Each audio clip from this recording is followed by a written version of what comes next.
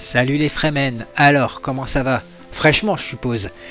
Aujourd'hui on va vous parler d'une femme que j'apprécie énormément, belle, empathique, qui laisse rêveur. Kelly, la fille du boulanger! Mais non! Bah pourtant elle a des belles miches! Mais pas du tout! Je parle des morceaux de pain, hein! Non, on parle de Winori, Choco. Ah bon? On va parler d'elle aujourd'hui? Oh! Je croyais qu'on allait parler de Lilith. Lilith qui? Bah oui, Lilith, de Diablo 4. C'est une honte. C'est une honte et je voulais en demander à ce qu'ils en pensent nos copains là. Un Diablo sans Diablo, c'est dégueulasse! Ah non, j'ai pas envie de reparler de ça, on va encore avoir des problèmes et se faire traiter de misogyne. Non, ça commence par Lilith, après tu vas me parler de... Voilà, de Rey Skywalker, ça va partir loin. Non. Oui, Nori. Bon bah je vais te laisser commencer parce qu'en fait j'ai rien potassé du tout. Moi je pensais qu'on allait parler de Lilith, moi pas de Winori là. C'est quoi ce sujet de merde là? N'importe quoi là, c'est plus de la chatte. Choco, mais t'es malade!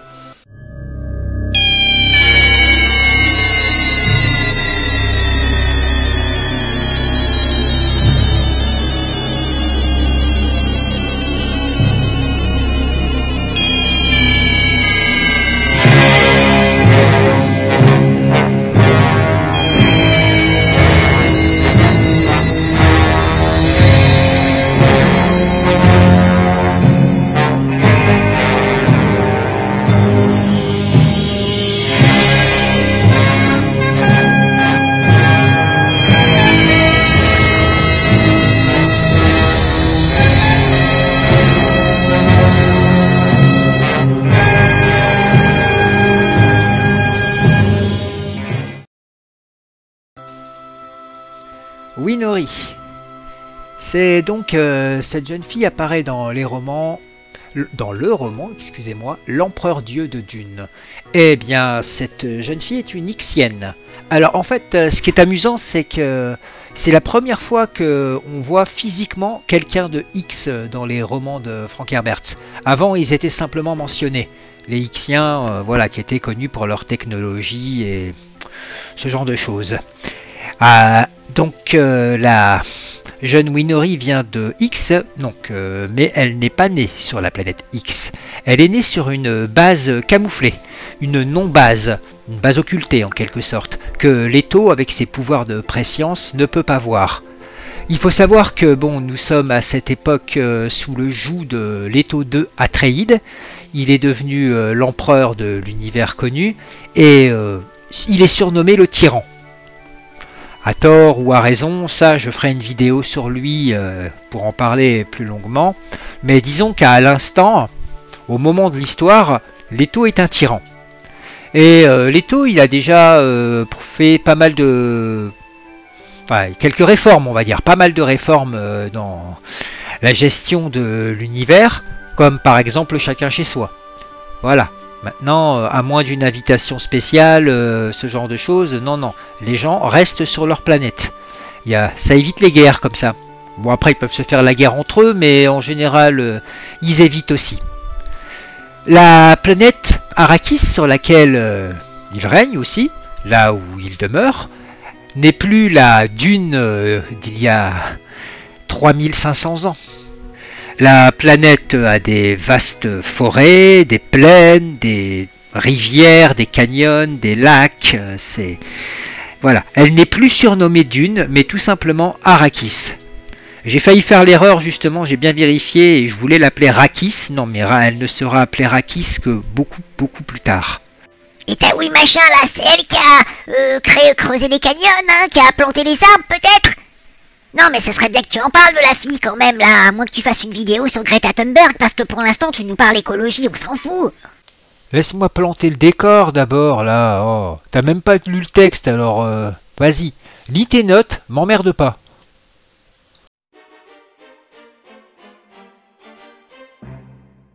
Alors, bien, l'empereur Dieu règne sur cette planète et les gens ils en ont marre de lui. Alors les Ixiens ils conçoivent un plan pour dévier Leto un peu du chemin, du sentier d'or qu'il a dressé. Rappelez-vous, ça on en a déjà parlé du sentier d'or. Et ils ont créé Winori. Ça, avec, on va dire, un petit coup de pouce des Tleilaxu, parce que bon, les Ixiens, ils sont reconnus pour leur prouesse mécanique, ça, voilà, je leur enlève pas, mais j'avais jamais entendu parler d'eux dans le domaine de la génétique. C'est beaucoup plus le domaine du Bene Tleilax. Alors donc, mais bon, on a confirmation que les Tleilaxu, justement, ont donné un petit coup de pouce aux Ixiens pour créer Winori. Ouais, je lis dans mes notes qu'elle a été créée à partir des cellules de Malky Nori. Donc lui, c'est un ancien ambassadeur Ixien auprès du duc Leto. Je crois que tu voulais dire l'empereur Leto. Mais bon, ça m'arrive aussi parfois de confondre. Ouais, donc Malky Nori, c'était un ancien ambassadeur. Mais c'est surtout, voilà, quoi, quelqu'un que l'empereur Dieu appréciait énormément. On va pas dire qu'ils étaient des amis, ça serait quand même exagéré. Mais voilà, l'empereur Dieu passait beaucoup de choses, tolérait beaucoup de choses qu'il n'aurait pas toléré avec d'autres personnes. En fait, si on veut vraiment simplifier au maximum, on pourrait dire que s'il y avait bien une personne dans tout l'univers qui aurait pu, je précise qui aurait pu, taper dans le dos de l'empereur Dieu en disant « Alors, comment ça va ma couille ?» ça n'aurait pu être que Malky Nori. Donc 13 702, c'est l'année. Cette année-là, justement, bien, Winori vient au monde sur cette fameuse base occultée. Et donc elle a été élevée, conditionnée par voilà, les maîtres de X de manière à ce qu'elle ait une éducation, une très bonne éducation, et surtout un isolement quasiment total, quoi. À titre d'exemple, elle ignorait même ce qu'était un anniversaire jusqu'à ce qu'un jour un de ses professeurs utilise cette excuse pour une absence. Elle a toujours vécu seule. Bien, surveillée, mais seule. Quand elle a eu 26 ans, elle a été nommée ambassadrice et elle a été envoyée sur la planète Arrakis afin d'être, voilà, représenter la planète X auprès de l'empereur Dieu. Faut savoir que bon, déjà les Ixiens, ils venaient de faire une connerie un petit peu avant, quoi. Ils ont été impliqués dans une tentative de meurtre contre l'empereur Dieu, avec l'aide d'un laser qui a été infiltré dans la citadelle, qui a été remis à Duncan Idaho. Donc oui, un Duncan Idaho a voulu faire la peau à un Atréide. C'est fou cette histoire quand même. Il ne sera pas le seul d'ailleurs. Beaucoup de Golas de l'époque de l'empereur Dieu vont vouloir, se sont rebellés contre Leto II. Mais ça c'est une autre histoire. Winori arrive donc sur la planète Arrakis et l'empereur Dieu est immédiatement séduit. Et il comprend aussi que c'est un piège. Malgré cela, il souhaite offrir à Winori un poste permanent d'ambassadrice. Pas de CDD pour elle. Elle reste à vie ambassadrice d'Ix sur la planète Arrakis. Pourtant, Leto sait parfaitement pourquoi elle est là. Elle est là pour le séduire. Winori elle-même le prévient. Je suis là pour vous détruire, en quelque sorte. C'est un peu les mots qu'elle lui dit, sans vraiment lui dire, mais du moins elle lui fait bien comprendre qu'elle est là pour le séduire. Leto comprend le plan. Il le comprend, mais il ressent pas vraiment tout l'impact des conséquences de ce plan. Ça, il s'en rendra compte pas très longtemps après, d'ailleurs. Bah, je peux vous le dire tout de suite. C'est que Leto, il est devenu un ver des sables. Ça, c'était arrivé dans Les Enfants de Dune, et il a renoncé à son humanité. D'ailleurs, voilà quoi, il a plus de pénis. Bon, bref. Mais bon, il est un ver des sables qui fait pratiquement 7 mètres de haut. Et voilà, il avait renoncé justement à l'amour et ce genre de choses afin de pouvoir être droit dans ses bottes et pouvoir aller jusqu'au bout de son sentier d'or. Mais là, il y a Winori qui arrive. Une femme belle qui a été créée génétiquement pour le séduire. Et pour Leto, c'est extrêmement dur, puisque bien... il ne peut plus redevenir un humain. L'opération à l'envers est impossible. Et puis même si elle l'était, ça prendrait autant de temps. 3500 ans. Dans quel état elle sera, la pauvre Winori? Leto se dit que oui, peut-être, bien dans ce cas-là, il gardera ses cellules et il demandera un Gola. Mais ce ne sera pas vraiment Winori. L'empereur Dieu est à la fois heureux d'avoir rencontré une telle femme, mais il est à la fois bouleversé, il est triste parce que bon, il sait que Jamais il pourra vivre un amour comme l'a vécu par exemple son père avec Shani, ou voilà, ou n'importe quel être humain qui a le droit d'être amoureux et de vivre une relation amoureuse. L'empereur et la jeune ambassadrice se voient très souvent, à des heures tardives, ils discutent très longtemps. Et Leto adore leur conversation et Winori aime être avec l'empereur Dieu. Elle tombe amoureuse de lui. De toute façon, Winori est conditionnée pour aimer. Mais ça peut malheureusement poser aussi problème. Ah ouais, c'est quoi alors le problème? Oh, comme si je le savais pas. Duncan Idaho. Il y a un autre Duncan Idaho. Puisque bon, il y en a un là précédemment qui a été tué dans une tentative d'assassinat contre l'empereur. Mais à chaque fois qu'un Duncan Idaho meurt, on envoie une copie à l'empereur Dieu, un nouveau. Donc voilà, toujours sur les gènes originales, donc celui du premier Duncan mort sur Arrakis en voulant sauver Paul et Jessica. Ce qui fait que ces gars-là, ces clones, ne se souviennent pas de la vie des autres Golas qui étaient là avant lui. Bref, Winori ressent la tristesse et le fait que Duncan soit déraciné. Pour lui, voilà, il est mort il y a 3500 ans, il arrive dans un monde qu'il ne comprend pas. Il ne comprend pas, c'est une autre culture, tout a changé pour lui. Même l'honneur des Atréides, il a l'impression qu'il n'est plus là. Il a même l'impression parfois que voilà, l'empereur Dieu est aussi dur que les Harkonnen. Et il est sur le point de flancher lui aussi, il craque.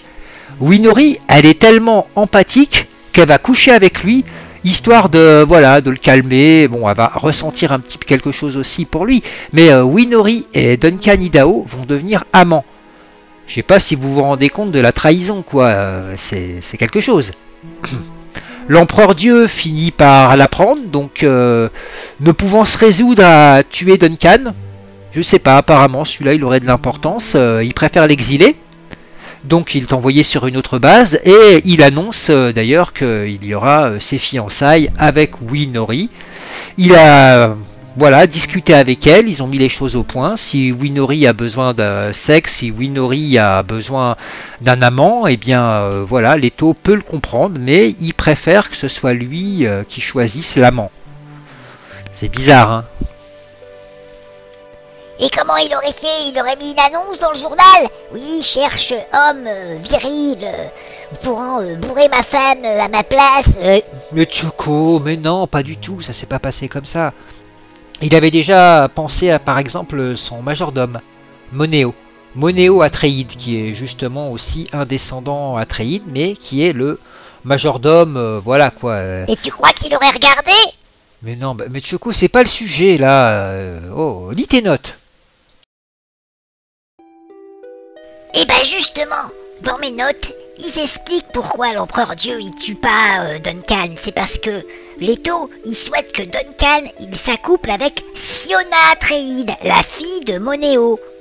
Mais j'allais en parler, j'avais même prévu tout un texte et, sur un trait d'humour et tout, et là voilà, t'as niqué toute ma blague.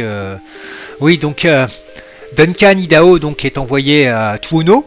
Il est à Tuono, c'est un petit village dans le désert, et il est avec Siona Atréide.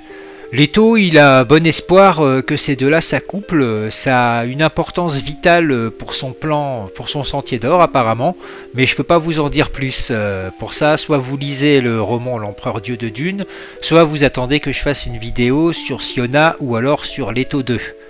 Ah oui, puis je vois aussi dans mes notes que dans le roman d'après, Les hérétiques de Dune, eh bien, il y a un prêtre qui va dire, un prêtre d'Arrakis, qui dira que Winori était en fait une Bene Gesserit. Ouais, mais lui, c'est une merde.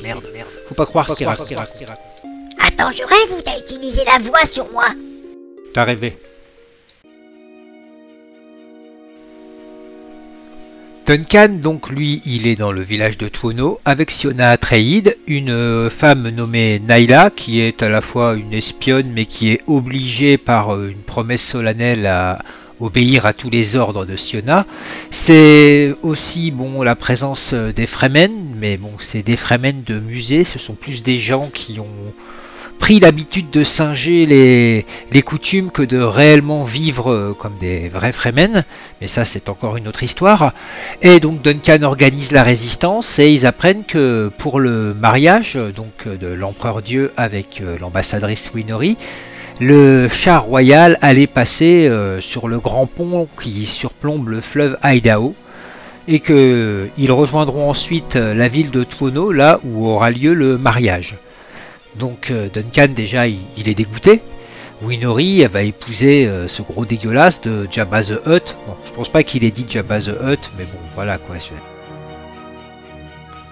Arrive le jour du mariage, Duncan lui a tout organisé.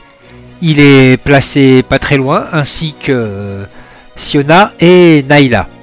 Naila, faut savoir que c'est une espionne qui a été envoyée par l'empereur Dieu, mais l'empereur Dieu lui a fait promettre de toujours et en toutes circonstances obéir aux ordres de Siona, même si ça peut lui paraître aberrant. Et c'est là justement que on va voir toute l'aberration du truc, quoi. C'est que c'est cette fameuse Naila qui a envoyé le coup de laser, qui a tiré sur le pont où était justement l'empereur Dieu dans son grand chariot, puisque Leto a besoin d'un chariot pour se déplacer. Et sur le pont, il y avait ce chariot, il y avait toute la suite royale qui suivait, il y avait Moneo, et il y avait oui. Il a essayé de la retenir un petit moment. Elle l'a regardé dans les yeux, elle lui a dit « Je te précède, mon amour ». Et elle est tombée.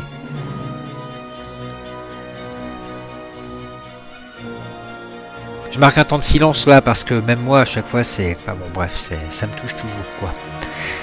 Leto tombe aussi par le contact de son corps avec l'eau. Toutes les truites des sables qu'il avait emmagasinées sur lui il y a plus de 3500 ans se séparent de lui. Et les truites des sables, alors qu'on pensait qu'elles avaient disparu, s'échappent dans Arrakis. Ce qui veut dire que par ce geste, les truites des sables vont réassécher, je vais vulgariser au maximum, hein. Les truites des sables vont réassécher la planète, elles vont se réagglutiner les unes avec les autres, et les vers des sables vont revenir. Cette planète verdoyante d'Arrakis, qui a mis plus de 3500 ans à devenir ce qu'elle était, va faire maintenant le même travail mais à l'envers. Mais ça, c'était prévu par l'empereur Dieu. Il n'avait simplement pas prévu que Winori serait là. Il savait qu'il allait mourir. Il savait que ce serait de cette façon qu'il allait mourir. Mais il ne savait pas exactement quand il allait mourir. Ou peut-être que si. C'est tout le mystère de l'empereur Dieu. Mais il y a eu une victime. Cette jeune Winori. Une jeune fille qui donnait tout son amour, qui donnait le tout d'elle-même, et qui est mort de façon vraiment injuste. Duncan lui aussi avait vu la scène, et il ne pensait pas que Oui était sur le chariot. Il en a été bouleversé. Mais Siona lui a rétorqué froidement qu'il trouvera d'autres amours. En ce qui concerne Leto, eh bien, cela a été son seul et unique amour. Bon, on va arrêter de faire là. Non, il manque plus que les violons là. C'était la vie de Winori. J'aurais voulu vous en dire plus, mais j'ai pas beaucoup d'informations. Il y a bien sûr des conversations qu'elle a eues que je pourrais vous rapporter, comme par exemple le fait qu'elle s'entendait très bien avec Moneo parce qu'ils aimaient tous les deux le yaourt, mais bon, c'est pas si important que ça. Bon. Et bien voilà les Fremen. Sur ce, je vous laisse. J'espère que vous avez apprécié cette vidéo. N'hésitez pas de faire des commentaires. Soyez pas si timide quand même. Je compte sur vous. À bientôt les Fremen.